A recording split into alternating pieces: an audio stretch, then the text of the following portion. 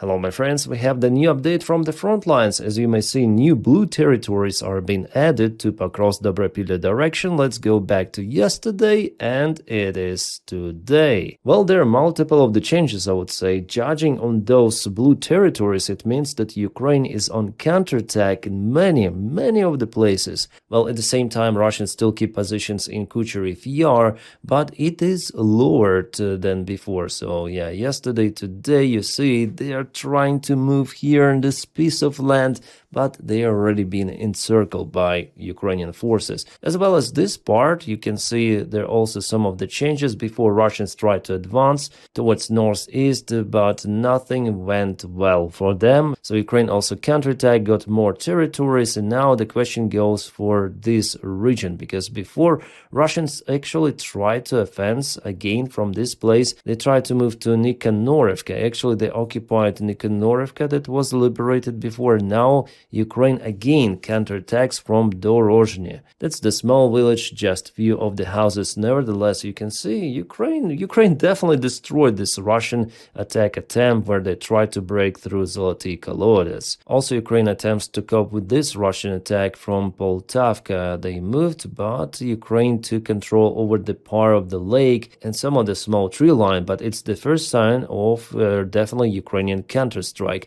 Vladimirivka, well, I would put it to the gray zone for now, because a Russian presence at least 3 days ago, it was confirmed. For how long it was before Ukrainian drones kaputted all of the Russian armored vehicles, their motorcycles, well, I'm out of clue. Maybe Russians already vanished out there, been vanished by drones. And this map is presented by the Myco Center analytic. He confirms that Ukraine attacks from 1, 2, 3, 4, 5, 6 directions. Well, Russia also attacks, and he puts Vladimirivka into the gray zone. So here's, I would say, more detailed analysis, but it only happened because of the failed Russian attack, where they lost multiple of the vehicles. It's been a while since Russia used that much vehicles on the front lines. It's something extraordinary. The last week was really full about those events. So this convoy I told you, and this is the parts of the same convoy.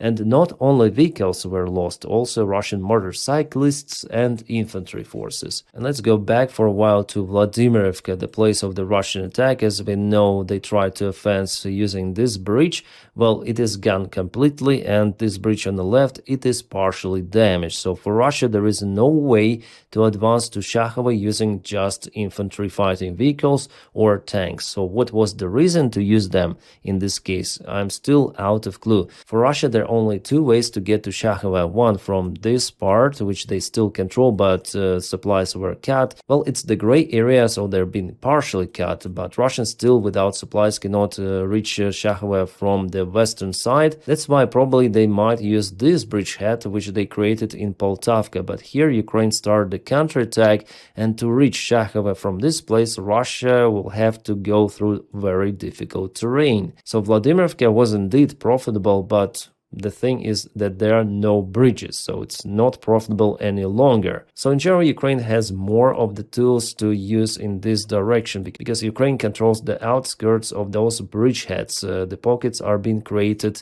this big pocket, yeah, for the Russian side, as well as from the south, yeah, towards Razine, Novotoretsk. Ukraine tries actually to jam Russian forces little by little, not in a hurry, because this rush creates more losses. Just 10 days ago, Ukraine already tried to advance with some of the tanks and vehicles, but that offensive for Ukraine failed. Yeah, with less losses compared to the Russian side, but still there were some of the losses. And again, if we zoom into this place, you see how many of the icons are out there. It's not just a single vehicle, it's the group of the vehicles. So Russia lost them mostly in Vladimirivka and near this bridge. Also one more convoy. Maybe did I watch this one? Maybe I already reported, I'm not sure, because Russia sends lots and lots of the vehicles in this particular direction, not in any other place. But here they're sure that with the previous tactics of 2023, they're capable to reach some of the ground. But no, this operation is poorly planned. There was attempt to go here with the vehicles, attempt to go here from this place all around. Whoever is responsible for this piece of land, I mean Russian commander, is doing a very great job for Ukraine actually. Because for our drone operators, it's very easy to spot those vehicles and to kaput them on the way. Also, guys, it's interesting. If you check out the southern area, Ukraine intensified the strikes on Russia using even some of the tactical attack airplanes. Wow. Yeah, it's not that wonderful A-10. Sadly, Sukhoi 25 was used here. I wish Ukraine would obtain those A-10 airplanes. They're gonna retire anyways the next year. They dropped some of the aviation gliding bombs out there. Understandable. Sukhoi 25 is also used for this purpose. Yeah, judging on the scale, I would say that Ukraine is full in using drones and aviation bomb strikes. Even far behind the front lines, Russian positions are not being secured. Oh, we have one more counterattack, according to the Myco73 analytic, who receives the data from the front lines, analyzing drone cameras and judging on the information coming from commanders, military, and so on. Ukraine started the counterattack towards Malisher-Baki. That's the southern front line. I do not honestly think that it's the major Ukrainian counterstrike. No, it's the limited operation. Well, maybe also done to disturb the Russian attention from different points of the front lines, especially from Plavny village, which Russia occupied recently. And about this village of Stepnohirsk, well, even Gerasimov stated that it's the goal for the Russian army to advance here. However, Russia is not successful yet with Stepnohirsk. Well, it looks like our guys are already in Malisher-Baki. They posted this video with Ukrainian flags out there, and yeah, the building is destroyed, ruined. Either battalion with the 2nd Assault Brigade, yeah, kind of the interesting symbol they have. Well, they're out there. Yes, for today, the deep state gives us the information about the fluctuation of the front lines in this Pokrovsk-Dobropilya direction mostly. Oh, the Russian RIA Novosti published some of the photos from the front line. Yeah, the weather is a little nasty there and it's already cold. You can see those Russian bikers and destroyed Bukhanka. And this is the Ukrainian Kazakh MRAP vehicle that was hit many of the times, but still it saved the crew, I guess. And those are Russian MRAPs, yeah? This is Niva, at least it used to be. The road of hell, or the road to hell for Russians. This is one more Niva, by the way. This is Bukhanka, Standard Zhiguli. Crazy. That is how Russians are trying to protect supply lines. Ukraine, by the way, does the same stuff. But it's not possible to do it all across the front lines, especially very close to the zero line of the contact, because those guys will not be able to put those meshes to protect supplies. So there's the front part, which is very dangerous for every sort of the army, for Ukrainian or the Russian one. Here we see Bukhanka van and some of the web like spiders, yeah, out there.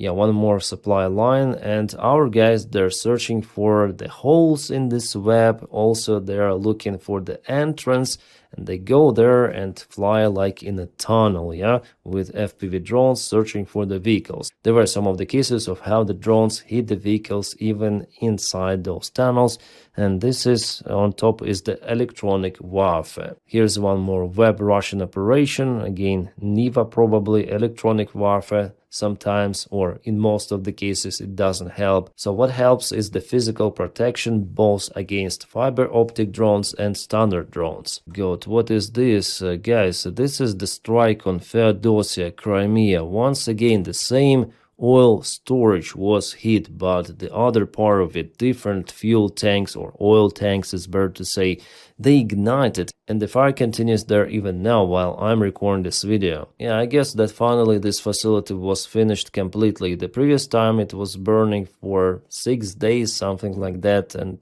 today's fire is even stronger. Yeah, whoa, that's a really huge one. Lots of I can see those tanks, you can see them too, so everything is burning. It will be destroyed, yeah, absolutely. So Russians will not be able to refuel their ships and so on. Yeah, this is the huge strike. Well, actually, yesterday I got some of the information about the Ukrainian drone operation in Crimea. Direction was not specified, but now we see it vividly. It's Feodosia oil port once again. Yeah, sorry, its oil storage mainly was used by the Russian Navy fleet. To some of the political news related to Ukraine and touching United States of America, as usual, Zelensky thanked to Donald Trump and Melania, First Lady of the United States of America, for rising up the question about kids which were kidnapped by the Russian Federation.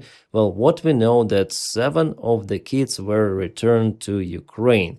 That's at least something. It already was Melania Trump to say about it directly out loud to Putin, but Putin should return all of the kids back to Ukraine. And what's about Tomahawks? Well, Zelensky stated that they were speaking about it with Donald Trump. By the way, Zelensky and Donald Trump, they're speaking already for the second day consecutive, discussing the situation in Ukraine and the possible ways to support Ukraine. Tomahawk is one of those ways. And here the White House published some sort of the interview of Donald Trump on board of Air Force One. That's why the sound is not that good, but nevertheless, I ask you to listen to this message. It is 1 minute long.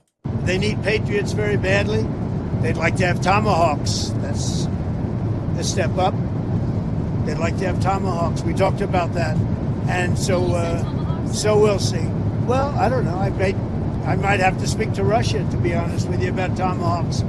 Do they want to have Tomahawks going in their direction? I don't think so. I think I might speak to Russia about that, in all fairness. I told that to President Zelensky because Tomahawks are a new step of aggression. Right? You understand that very well. Are you saying that you will speak to Putin first about Tomahawks? I might talk to him. I might say, look, if this war's not going to get settled, I'm going to send them Tomahawks. I may say that. The Tomahawk is an incredible weapon, very offensive weapon.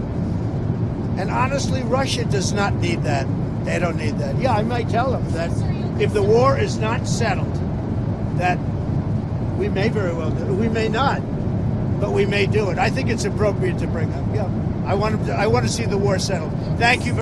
I guess you heard it. The Tomahawk missiles are under the big, huge question. Actually, I think that it's almost impossible with the current White House administration to receive Tomahawk missiles for Ukraine because Donald Trump, he didn't even implement sanctions on Russia, even tariffs. Yeah, he put 10% tariffs on Ukraine, but hesitated to put some of the tariffs on Russia, saying that Russia has already been sanctioned too much or a lot. And now what? He wants to speak with Putin about Tomahawk missiles delivered to Ukraine. Putin, I want to deliver Tomahawk missiles to Ukraine. Are you against it or do you support this move?